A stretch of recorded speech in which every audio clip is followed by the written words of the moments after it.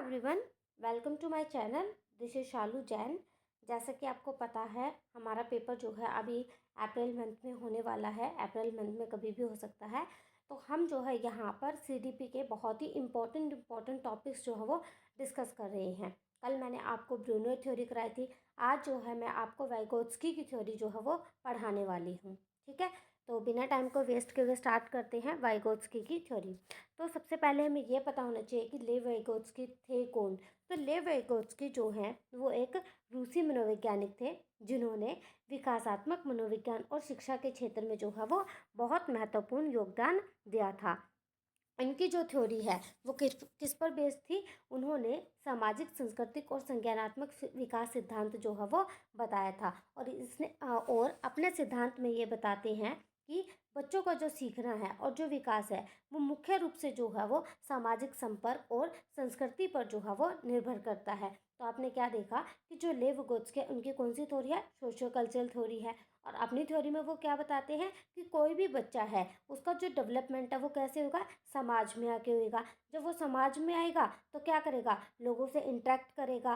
ठीक है, जब लोगों से इंटरेक्ट करेगा तो वो चीज़ों को क्या है, बेहतर तरीके से सीख पाएगा। तो अब इनकी जो है कुछ अवधारणाएं हैं। यहाँ पर मैंने सिर्फ पेपर से रिलेटेड ही की पॉइंट्स जो है वो रखे हैं। तो क्या अवधारणा है इनकी? इनकी अवधारणा है कि social interaction and cognitive development. तो social interaction and cognitive development से इनका क्या मानना था? तो वैगोत्स्की का मानना था कि जो सीखना है वो दूसरों के साथ बातचीत के माध्यम से होता है, खासकर उन व्यक्तियों के साथ जो अधिक जानकार होते हैं। अधिक जानकार का मतलब क्या है? यहाँ पर एमक्यू पेपर में जो है ये पूछा जाता है कि बच्चे जो है वो लेवगोत्स्की के अनुसार कैसे सीखते हैं। तो एमक्यू से, एमक्यू की फुल फॉर्म भी दे देते हैं और कई बार सीधा एमक्यू भी लिख देते हैं। एमक्यू का मतलब होता है मोर नॉलेजेबल पर्सन या मोर नॉलेजेबल अदर। और वो एमक्यू जो है वो कोई भी हो सकता है, आपका टीचर भी हो सकता है, आपका बड़े भाई बहन भी हो सकते हैं, आपका पीयर ग्रुप भी हो सकता है। जैसे यहाँ पे एग्जाम्पल भी लिखा है, माता पिता, शिक्षक और सहपाठी।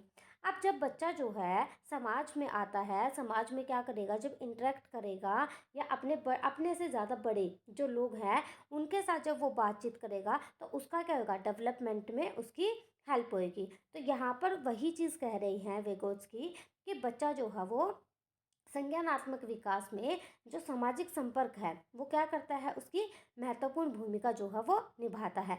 उनका मानना था कि जो सीखना है और जो विकास है वो पहले कैसे होता है, पहले होता है वो सामाजिक स्तर पर। मतलब कि हम इसको क्या कह सकते हैं, इंटरनल लेवल पर या इंटरपर्सनल लेवल भी हम इसको कह सकते हैं। क्या कह सकते हैं हम इसको? पहले जो है वो इंटरपर्सनल लेवल पर जो है वो होता है।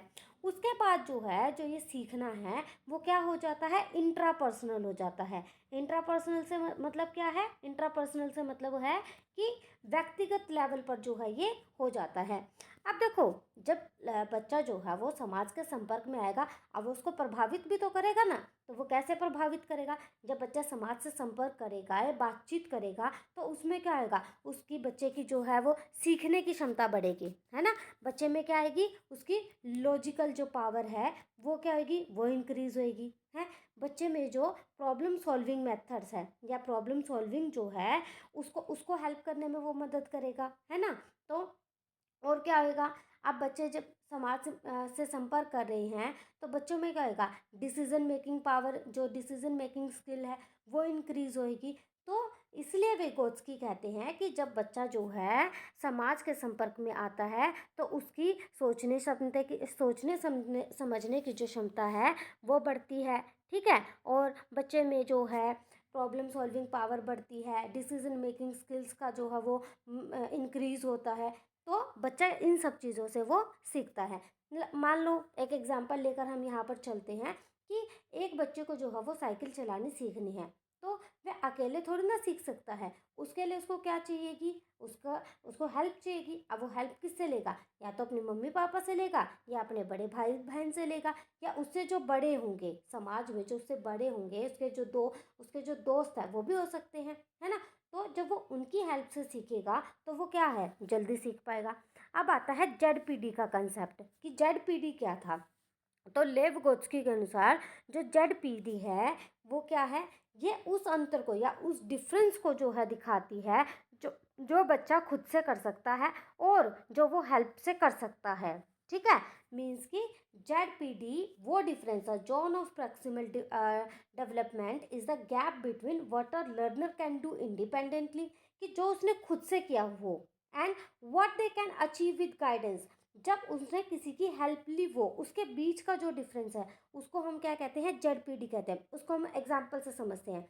मान लो एक बच्चे को क्या है, जोड़ करने की समस्याएं जो है वो खुद से हल कर लेता है। ठीक है, अब उसको क्या करना है, मल्टीप्लिकेशन सीखनी है। अब उसको मल्टीप्लिकेशन के लिए क्या पड़ेगी, किसी दूसरे पर्सन की हेल्प की ज़रूरत पड़ेगी ना। जब वो किसी टीचर की हेल्प से बच्चा मल्टीप्लिकेशन सीख लेता है तो उसके बीच का जो डिफरेंस था ना, देखो यहाँ उसने जमा सीखा, यहाँ उसको क्या करना है, मल्टीप्लाई सीखनी है। ये प्रॉब्लम तो जो है इसने खुद सॉल्व कर ली। अब इसके लिए इसको क्या चाहिएगी, किसी एमकेओ की ज़रूरत पड़ेगी, है ना, वो टीचर या किसी भी मतलब पेरेंट्स की हेल्प की ज़रूरत पड़ेगी। जब बच्चा यहाँ से यहाँ गया तो जो ये डिफरेंस था ना, यहाँ से यहाँ के बीच में जो बच्चे में डिफरेंस आया, उस डिफरेंस को हम क्या कहते हैं, जेड कहते हैं। जेड के अंदर क्या होता है, बच्चा जो है सामाजिक संपर्क में आता है। ठीक है, समाज में जाके वो क्या करता है, करता है। और जब वो इंटरेक्ट करता है तो ये बच्चे को जो है वो तेज और प्रभावी तरीके से जो है वो सीखने में उसकी मदद करता है। मीन्स कि बच्चा जब सोशल इंटरेक्ट करेगा तो जो उसकी नई स्किल्स है वो क्या आएंगी, फास्टरली जो है वो मतलब कि ग्रो होंगी, है ना। बच्चा जो है फास्टरली या मोर इफेक्टिवली जो है वो क्या कर पाएगा, चीज़ों को सीख पाएगा। तो इसीलिए कहते हैं कि जो social interaction with in the Z है वो क्या करता है, हेल्प करता है बच्चे को जल्दी से सीखने में। तो ये था जेड। आई होप आपको समझ आया होगा जेड। बहुत सारे बच्चे जो हैं वो कंफ्यूज रहते हैं कि जेड जो है वो क्या होता है। ठीक है, देखो यहाँ पर एग्जाम्पल भी दिए गए हैं कि a child might be able to solve simple maths problem to alone but need help with the complex problem, कि एक बच्चा जो है वो सिंपल मैथ की जो है सिंपल प्रॉब्लम्स को तो जो है वो खुद सॉल्व कर लेता है, लेकिन जब उसको जो है मतलब जो बड़ी प्रॉब्लम्स आती है, जो कॉम्प्लेक्स प्रॉब्लम्स जो आती है, उसको सीखने में उसको क्या पड़ती है, उसको सीखने में उसको अपने बड़ों की जो है वो ज़रूरत पड़ती है। ठीक है, आप देखो, विद अ टीचर और mentor guidance the child can gradually learn to solve complex problem independently. तो इनके कहने का मतलब क्या है कि जब कोई भी बच्चा है, जब उसको किसी शिक्षक का या कोई भी जो गाइडेंस है, कोई भी मार्गदर्शक है, उसकी सहायता से जो है बच्चा धीरे धीरे जो है वो जो कॉम्प्लेक्स प्रॉब्लम है उनको सीखना, जो उनको सॉल्व करना जो है वो जल्दी से सीख लेता है। ठीक है, तो आई होप आपको समझ आ गया होगा। अब तो जेड आपको अच्छे से क्लियर हो गया होगा। अब जो इसका मेन कंसेप्ट आता है वो है स्कैफोल्डिंग। जो स्कैफोल्डिंग है ये क्या होती है, ठीक है, स्कैफोल्डिंग सहायक संरचना या सीढ़ी नुमा समर्थन जिसको हम कहते हैं। तो इसमें क्या होता है, स्कैफोल्डिंग में, स्कैफोल्डिंग संरचना वह प्रोसेस है जिसमें कोई भी शिक्षक या कोई भी विशेषज्ञ है वो क्या करते हैं, अस्थायी रूप से सहायता प्रदान करते हैं ताकि जो भी लर्नर है उसकी क्या हो सके, नई क्षमताएं जो हैं वो विकसित हो सके। जैसे शिक्षार्थी जो है वो आत्मनिर्भर हो जाता है, उसकी जब वो आत्मनिर्भर हो जाएगा तो उसकी सहायता जो है, उसकी हेल्प जो है वो कम कर दी जाएगी। एक तरीके से देखो, स्कैफोल्डिंग का मतलब क्या है कि जैसे मान लो बच्चा जब स्कूल में जाता है, ठीक है, जब जेरोम ब्रूनर की थ्योरी से हम लेकर के चलते हैं, उन्होंने भी स्कैफोल्डिंग का जो है कंसेप्ट दिया था कि बच्चा क्या करता है, जब चीज़ों को सीखना शुरू करता है तो उसको किसी गाइडेंस की, इसको किसी टीचर की, किसी भी बड़े की जो है उसकी हेल्प की ज़रूरत पड़ती है। अब जब बच्चा उन चीज़ों को खुद से सीखना जो है वो शुरू कर देता है, अपनी प्रॉब्लम्स को जो है वो खुद से सॉल्व करना जो है वो शुरू कर देता है, तो क्या होता है, जो भी स्कैफोल्ड कर रहा है, जो भी हमें गाइड कर रहा है, अब वो क्या करेगा, अपनी गाइडेंस को धीरे धीरे कम कर देगा। जब बच्चा इंडिपेंडेंट होना शुरू हो जाता है तो वो अपनी गाइडेंस को धीरे धीरे क्या है वो कम कर देता है। सपोज करो, एक एग्जांपल से समझते हैं कि कोई भी टीचर है वो क्या करता है, पहले किसी भी समस्या को हल करने का तरीका जो है वो दिखाते हैं, फिर क्या करेंगे, फिर जो है वो बच्चे को संकेत देकर जो है समझाने में उनकी हेल्प करते हैं। और जब बच्चा लास्ट में खुद से उस चीज़ को सॉल्व करने में जो है वो माहिर हो जाता है या इंडिपेंडेंट हो जाता है, तो अब टीचर जो है अपनी हेल्प को क्या कर देगा, कम कर देगा। उसको जो है वो प्रॉब्लम खुद से सॉल्व करने के लिए बोल देगा कि अब तुम इस प्रॉब्लम को क्या करो, खुद से सॉल्व करो। यही होती है स्कैफोल्डिंग। स्कैफोल्डिंग में मतलब पहले टीचर हेल्प करेगा, पहले कोई भी गाइडेंस है, कोई भी टीचर है, कोई भी पीयर है, कोई भी बड़ा, मतलब कि आपको आपसे कोई भी बड़ा पर्सन, ठीक है, जिसको ज़्यादा नॉलेज है, वो क्या करेगा, आपकी हेल्प करेगा। जब जो है आपको वो चीज़ आ जाएगी तो क्या होएगा, वो आप जब आप उस चीज़ को सीखने के लिए इंडिपेंडेंट हो गए तो वो क्या करेगा, अपनी हेल्प को वो धीरे धीरे क्या कर देगा, कम कर देगा।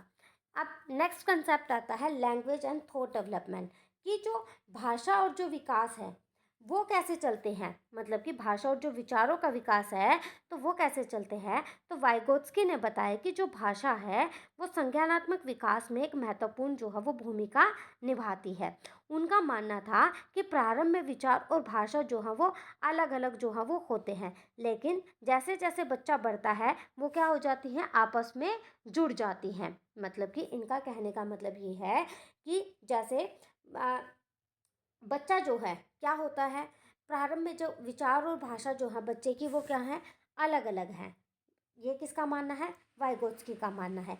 लेकिन वो कहते हैं जैसे जैसे बच्चा बढ़ेगा ना, ये आपस में क्या हो जाएंगे, जुड़ जाएंगे। तो जब भाषा और विचार की बात आती है तो वाइगोत्स्की, ये डेफिनेशन जो है पेपर में आई थी, तो वाइगोत्स्की क्या कहते हैं, जब बच्चा जो है वो समाज के संपर्क में आएगा, सोसाइटी में आएगा, तो उसकी भाषा जो है वो क्या हो जाती है, धीरे धीरे विकसित होनी शुरू हो जाती है। ठीक है, जो लेव विगोत्स्की है उन्होंने संज्ञानात्मक विकास में जो है वो भाषा की भूमिका पर जो है वो बहुत ही जोर दिया था। इसमें उन्होंने दो टाइप की स्पीच की जो है वो बात की थी, एक तो प्राइवेट स्पीच और एक इनर स्पीच। इसके माध्यम से उन्होंने बच्चों में भाषा के विकसित होने का बताया था। उनका मानना था कि जो भाषा की जो सोच है बच्चों में, जो है भाषा की जो सोच है वो क्या होती है, भाषा से प्रभावित होती है और विकास के साथ साथ वो भाषण के रूप में भी जो है वो बदलती है। जैसे कि क्या है हमारी प्राइवेट स्पीच। अब प्राइवेट स्पीच क्या होती है, children often talks to themselves while solving problems. This help them is thinking and organizing their actions.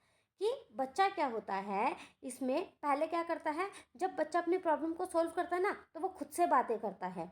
मतलब कि जो निजी भाषण है, ठीक है, वह स्थिति होती है जब बच्चे किसी कार्य को करते समय खुद से क्या करते हैं, जोर से बातें करते हैं। मान लो अब छोटा बच्चा है, अब वो खेलना शुरू कर देता है, ठीक है, तो वो क्या करेगा, अपने मतलब कि कोई भी गेम खेल रहा है, पहले मैं रेड कलर लगाऊं या येलो कलर लगाऊं, जब बच्चा इस तरीके से बोलता है तो वो होती है उसकी प्राइवेट स्पीच। कि एक बच्चा जो है अगर मान लो वो पजल जो है वो सॉल्व कर रहा है तो उस समय वो क्या कह सकता है कि पहले इस टुकड़े को मैं इस कोने में लगाऊं या इसमें। आपने अपने घरों में बच्चे को देखा होगा, वो ऐसे करते ना कि पहले मैं अपने शू लेसेस बांधूं या पहले मैं मतलब कि इसको उठाऊं। तो इस तरीके की जो बातें होती है ना कि मन मन में बड़बड़ाना, ठीक है, लेकिन उस बड़बड़ाहट की आवाज़ जो है जब बाहर आती है, अब कई बार ये मतलब वाइगोत्स्की का तो ये मानना है कि जो ये चीज़ होती है ना, ये ज़्यादातर क्या होती है, जो 3 से 7 साल के बच्चे होती है उसमें होती है। लेकिन बहुत बार ये चीज़ हम भी करते हैं, ठीक है, हम भी कर लेते हैं कि मैंने ये चीज़ यहाँ रखी तो थी पर ये मुझे मिल नहीं रही, मैंने अपनी बुक कहाँ रख दी। जो इस तरीके की जो स्पीच होती है ना उसको कहते हैं प्राइवेट स्पीच, जिसमें दूसरे को भी सुनाई देता है, वो होती है प्राइवेट स्पीच। ठीक है, अब इसमें क्या होता है, जो यह भाषा होती है ना यह दूसरों से संवाद के लिए नहीं होती। मतलब कि जो ये बातचीत हो रही है ना प्राइवेट स्पीच में, ठीक है, ये दूसरों से बात करने के लिए नहीं होती, बल्कि ये किसके लिए होती है, सेल्फ रेगुलेशन के लिए होती है। प्राइवेट स्पीच में एक वर्ड और ऐड कर लेना कि जो ये बात होती है ये किसके लिए होती है, सेल्फ रेगुलेशन के लिए होती है। ठीक है, बच्चा क्या करता है, मन मन में जो है वो बातें करता है। एग्जाम्पल भी मैंने आपको दिया। अब जो इसके की पॉइंट्स है वो क्या क्या है, इसके की पॉइंट्स, तो आप यहाँ पर जो है इसके की पॉइंट्स जो है एक बार वो समझ लीजिए। तो इसमें क्या करता है, बच्चा यूजुअली जोर से बोलता है। बच्चा क्या करता है इसमें, यूजुअली जोर से बोलता है। और ये कॉमनली क्या होता है, ये कॉमनली यंग चिल्ड्रंस में जो है ये पाया जाता है। यंग चिल्ड्रन का एज ग्रुप क्या है, 3 से 7 साल के बच्चों में जो है ये चीज़ पाई जाती है। और इसमें क्या करता है, वो अपनी प्रॉब्लम सॉल्विंग में इसमें ये क्या करता है, इसकी हेल्प करता है। ठीक है, सेल्फ रेगुलेशन में जो है वो बच्चे की हेल्प करता है। तो और क्या होता है इसमें, इसमें जो ये क्या करता है, धीरे धीरे जो ये क्या होता है, इनर स्पीच में ये ट्रांसफॉर्म हो जाता है। प्राइवेट स्पीच जो है जब बच्चा बड़ा होता है तो धीरे धीरे जो है वो अब इनर स्पीच में जो है वो ट्रांसफॉर्म हो जाता है। अब बात आती है इनर स्पीच की। इनर स्पीच क्या होती है? अब बच्चा जैसे धीरे धीरे बड़ा होएगा तो वो क्या करेगा, वो इंटरनलाइज करने लग जाएगा अपनी स्पीच को, और जो उसके थॉट्स है वो कैसे हो जाएंगे, अब वो मन मन में सोचेगा। मीन्स कि इनर स्पीच वो सिचुएशन है जब व्यक्ति अपने विचारों को अंदर ही अंदर व्यक्त करता है, मतलब कि बिना जोर से बोले, जैसे हम अपने मन मन में बोलते हैं वो चीज़ होती है। और ये कैसे होता है कि मान लो अब मैं कहीं से जा रही हूँ, ठीक है, और मुझे घर के लिए दूध लेना है, तो मैं अपने मन में क्या सोच सकती हूँ, घर कि ना मुझे घर जाने से पहले ना दूध लेना है। ये मैं बोल के दिखा रही हूँ, लेकिन ये मैं अपने मन में सोच रही हूँ। अब कोई भी चीज़ जब हम अपने मन में सोचते हैं कि घर जाने से पहले मुझे दूध लेना है ना, या अगर मैं अपने घोड़े को यहाँ रखूँ तो ये सही होगा, मतलब कि कुछ भी एग्जाम्पल, कि जैसे हम अपने घरों में फ्लावर पॉट रखते हैं, ये फ्लावर पॉट यहाँ सही लगेगा, नहीं, ये टेबल पे मैंने ये रखा है पॉट, ये यहाँ अच्छा लग रहा है, नहीं। अपने मन में जो हम बातें करते हैं वो दूसरों को सुनाई नहीं देती, अपने मन मन में जो हम बातें करते हैं। देखो ये चीज़ लड़कियां बहुत अच्छे से समझ सकती हैं। मतलब इस चीज़ में मतलब वो अपनी सास के पास बैठी है, फॉर एग्जाम्पल वो अपनी सास के पास बैठे हैं, उनकी सास ने कुछ कह दिया, आप अपने मन मन में तो उनको ये रखो, मेरा मन तो कर रहा है मैं इसको ऐसे कर दूं। लेकिन सास को पता नहीं चलेगा कि फेशियल एक्सप्रेशन से इसके मन में क्या चल रहा है, अपने मन मन में चाहे वो कुछ बोलती रहे। तो इसके जो की पॉइंट्स हैं वो क्या होते हैं, जो हमारी इंटरनल स्पीच होती है इसके की पॉइंट्स क्या होती हैं, तो इसके की पॉइंट्स है कि ये साइलेंट और इंटरनल होती है। ये कैसी होती है? साइलेंट और इंटरनल जो है ये होती है, ठीक है। और ये बड़े बच्चों में जो है वो ज़्यादातर देखी जा सकती है, मीन्स कि जो अडल्ट है उनमें जो है ये देखी जा सकती है ये चीज़, ठीक है। और ये हमारी जो लॉजिकल थिंकिंग है, ठीक है, उसमें हमारी क्या करती है, हेल्प करती है। किसमें? लॉजिकल थिंकिंग में, डिसीजन मेकिंग में जो है ये क्या करती है, हमारी हेल्प करती है। और ये क्या होती है, जो ये हमारी प्राइवेट स्पीच थी ना उससे ज़्यादा, उससे तेज़ गति से जो है ये काम करती है। मीन्स कि ये क्या होती है, फास्टर देन प्राइवेट स्पीच। आप ऐसे भी कह सकते हो कि फास्टर देन प्राइवेट स्पीच, की प्राइवेट स्पीच से ये क्या होती है, तेज़ होती है। अब इन दोनों के बीच में डिफरेंस क्या होता है, देखो, जो आप थोड़ा सा डिफरेंस से जो है आप समझ जाओगे कि इन दोनों के बीच क्या डिफरेंस है। हमने क्या देखा था कि जो प्राइवेट स्पीच है वो कैसी होती है, वो होती है जोर से, अलाउड, ठीक है। और जो इनर स्पीच होती है वो कैसी होती है, साइलेंट होती है ना। जो प्राइवेट स्पीच होती है उसमें इंसान जोर से खुद से ही बातें करता है, ठीक है, लेकिन इनर स्पीच में वो क्या करता है, साइलेंटली अपने माइंड में जो है वो खुद से बात करता है। अब इसका एज ग्रुप क्या था, ये तो 3 साल के बच्चों के लिए था, है ना, और ये किसके लिए था, अडल्ट के लिए था, ठीक है। मेनली जो है ये अडल्ट के लिए होती है। इसका पर्पस क्या होता है, जो प्राइवेट स्पीच है इसका पर्पस क्या है, ये सिर्फ क्या करती है, प्रॉब्लम सॉल्विंग में या सेल्फ गाइडेंस में जो है ये हेल्प करती है। क्या करती है, प्रॉब्लम सॉल्विंग और सेल्फ गाइडेंस में जो है ये हेल्प करते हैं, सेल्फ रेगुलेशन भी आप इसको बोल सकते हैं, ठीक है। और जो आपकी इनर स्पीच है ये किस में हेल्प करती है, आपकी थिंकिंग में आपकी हेल्प करती है, डिसीजन, बच्चे की जो है डिसीजन मेकिंग में जो है ये हेल्प करती है, ठीक है। जब बच्चे को डिसीजन लेना उस चीज़ में ये हेल्प करती है। एग्जाम्पल हमने देखा था कि मान लो अब 3 साल से 7 साल के बच्चे को जो है कोई पजल सॉल्व करनी है, तो वो क्या कह सकता है कि मैं इस टुकड़े को इस कोने में रखूँ या उस कोने में रखूँ, ठीक है। और जो इंटरनल स्पीच है उसमें क्या होता है कि वो अपनी प्रॉब्लम को मन मन में सोचता है। अब इसकी विजिबिलिटी क्या होती है, बच्चा जोर से, प्राइवेट स्पीच में तो बच्चा जोर से बोल रहा है, ठीक है, लेकिन इनर स्पीच में क्या होता है, बच्चा जो है वो मन मन में जो है वो बोलता है, ठीक है। तो अब हमने इसका क्या कंक्लूजन निकाला कि जो प्राइवेट स्पीच है इसमें बच्चा जोर से बोलता है, और छोटे बच्चे जो है इसमें अपने कार्यों को करने में खुद को सेल्फ रेगुलेट करते हैं। और इनर स्पीच में हमने क्या देखा, इनर स्पीच जो है प्राइवेट स्पीच का डेवलप्ड रूप है, और इसमें क्या करता है, जो भी चीज़ होती है वो मन मन में चलती है, और ये हमारे सोचने में, हमारी थिंकिंग में और हमारी डिसीजन मेकिंग में जो है ये हेल्प करती है। और जैसे जैसे बच्चे बड़े होते हैं, जो हमारी प्राइवेट स्पीच होती है वो इंटरनल स्पीच में या इनर स्पीच में जो है वो कन्वर्ट हो जाती है, जिससे उनकी सोचने की क्षमता जो है वो अधिक प्रभावी होती है। ये चीज़ हमने देखी। अब बात कर लेते हैं कंपैरिजन। अब हम कंपैरिजन करते हैं वाइगोत्स्की की पियाजे के साथ में, कि जो वाइगोत्स्की थे उनकी थ्योरी पियाजे की थ्योरी से जो है वो कैसे डिफरेंट थी। तो अब देखो रोल ऑफ सोशल इंटरेक्शन। तो वाइगोत्स्की का मानना था कि लर्निंग जो है वो जब समाज में जब बंदा आता है, तब जब समाज में आके इंटरेक्ट करेगा तो उसका क्या होएगा, डेवलपमेंट होएगा। लेकिन वाइगोत्स्की क्या मानते थे कि लर्निंग जब होएगी जब बच्चा क्या करेगा, सेल्फ डिस्कवरी, मतलब कि डिस्कवर करके जो है चीज़ों को सीखेगा। अब वाइगोत्स्की ने जो है वो जोन ऑफ प्रॉक्सिमल डेवलपमेंट की बात की थी, कि बच्चा जो है वो टीचर की हेल्प से, किसी भी बड़े की हेल्प से सीखता है। तो उसने क्या किया था, emphasise the gap between what a child can do and alone with the help, कि एक बच्चा जो है वो खुद से कर सकता है और जब उसके दूसरा जो है उसकी हेल्प करता है, तो उसके बीच के डिफरेंस को उन्होंने क्या कहा था, जेडपीडी कहा था। लेकिन वाइगोत्स्की ने जेडपीडी का कंसेप्ट नहीं दिया था, उसने सिर्फ और सिर्फ क्या किया था, उसने जो है अपनी जो 4 स्टेजेस दी थी उसमें ही डेवलपमेंट की जो है वो बात की थी। और रोल ऑफ लैंग्वेज, लैंग्वेज में क्या है, वाइगोत्स्की ने क्या कहा था कि language play a central role in development, कि इसने कहा था वाइगोत्स्की ने कि जो लैंग्वेज है वो बच्चे के डेवलपमेंट में जो है एक महत्वपूर्ण बिंदु है, मतलब कि लैंग्वेज जो है बहुत बड़ी हेल्प करती है बच्चे में। लेकिन उसने क्या कहा था, वाइगोत्स्की क्या कहते हैं कि language is a result of cognitive development not a cause, कि लैंग्वेज जो है कोई कोज नहीं है सीखने का या विकास का कोई रीजन नहीं है, लैंग्वेज तो रिजल्ट है उसका, ठीक है। लेकिन वाइगोत्स्की क्या कहते हैं, मतलब कि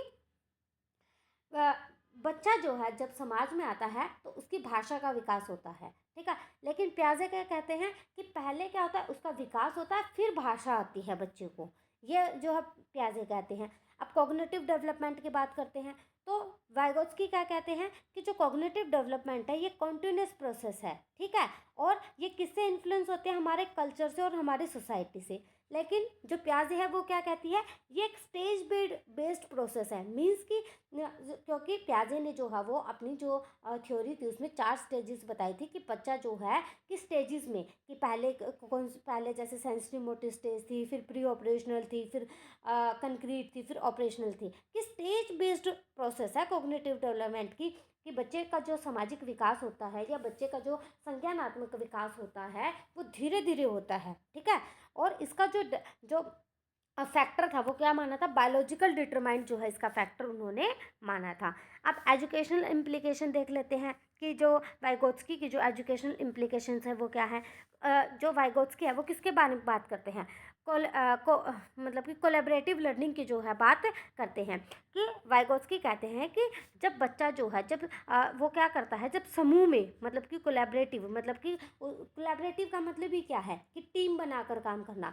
तो जब बच्चा जो है वो समूह में काम करता है या उनके उनके विचारों पर जब वो डिस्कस करता है, तो वो क्या करता है, बेहतर तरीके से उस चीज़ को वो सीख पाता है।